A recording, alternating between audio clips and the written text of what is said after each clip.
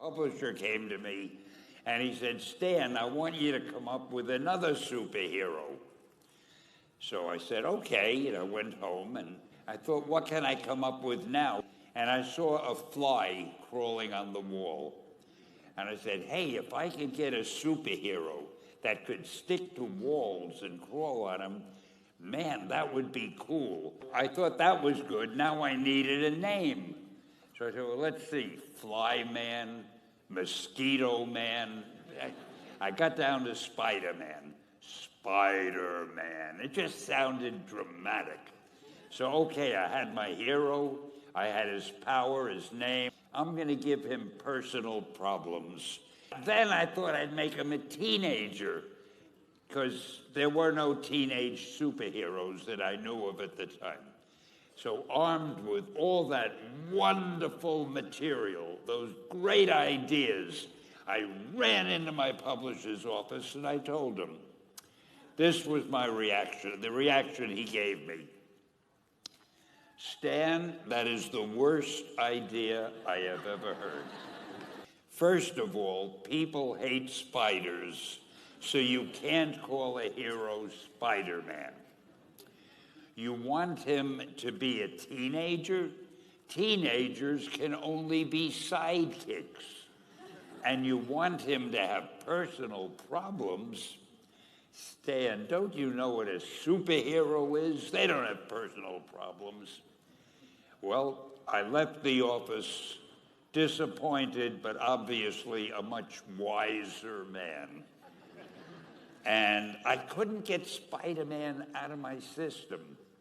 So we were about to kill the magazine. I think it was called Amazing Fantasy. Just to get it out of my system, I put Spider-Man in Amazing Fantasy, featured him on the cover, forgot about it. A month later, all the sales figures came in.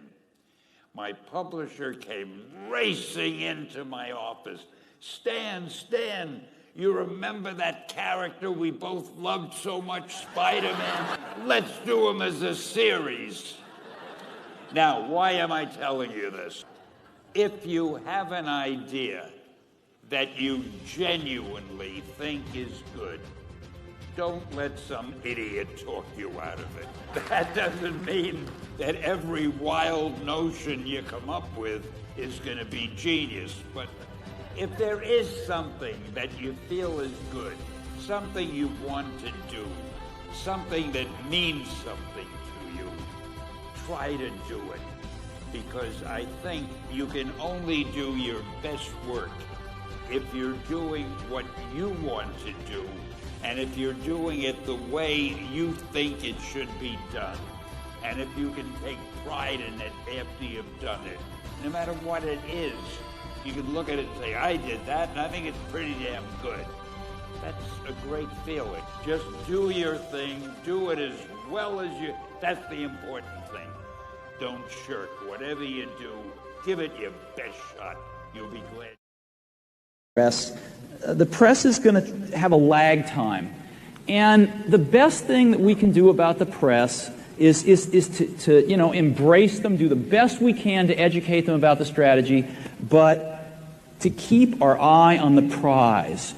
And that is turning out some great products, communicating directly with our customers as best we can, getting the community of people that are going to make this stuff successful, like yourselves, in the loop so you know everything, and just marching forward one foot in front of the other. And the press will take care of it. It's like the stock price. The press and the stock price will take care of themselves. By the end of this year, it's going to look quite different. And when you get, I'm like an old man now in this industry, and I've seen the ups and downs, and when you see enough of them, you know that's going to happen. So when you get up in the morning and the press is selling Apple short, go out and buy some shares. You know? That's what I would do. That's what I have done.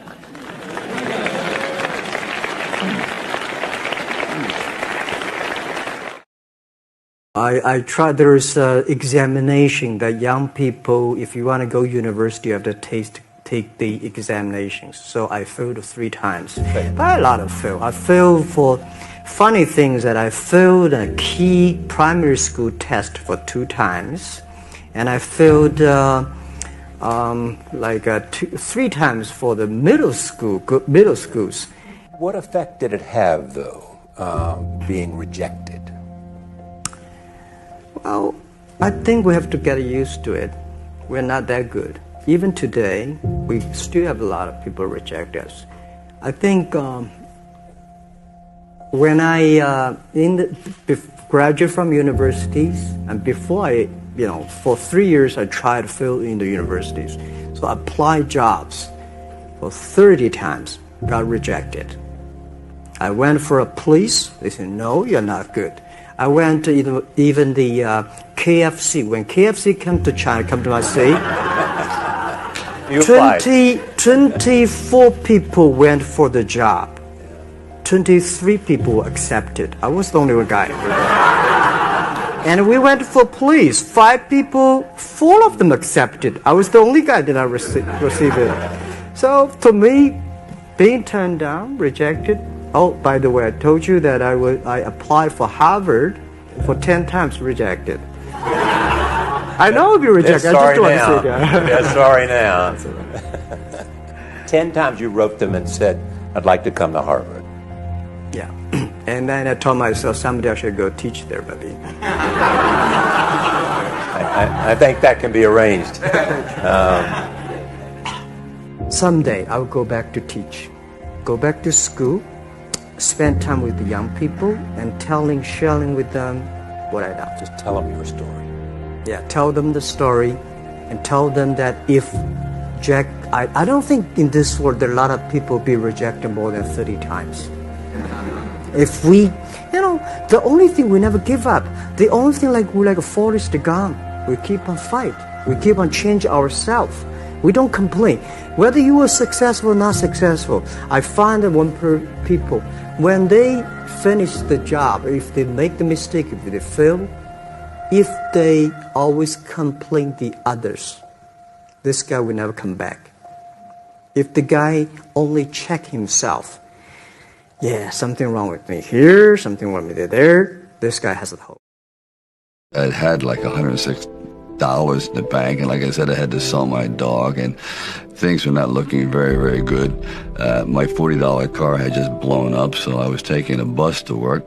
I had no film history, no real film knowledge. I was just working from, I guess, instinct. And so often I had gone to fight films or sporting films. Yes, we're going to go out there, we're going to knock him out, you're going to win. I said, no, I'm not going to win. I'm going to get destroyed. But if I can be lucid, if I can still be standing on my feet, you know what? Then life isn't so bad. At the very end of our lives, if we can still say, we were never humbled, we were knocked down, but we got up, and I can say, I lived life with integrity, and I took all the blows as I still prevailed. To really succeed, no man really is an island. When you find the right components in your life, the right people that gel with you, then you feel as though you're invincible. I love this one. Fail early, fail often, fail forward. It's always a little bit frustrating to me when people have a negative relationship with failure.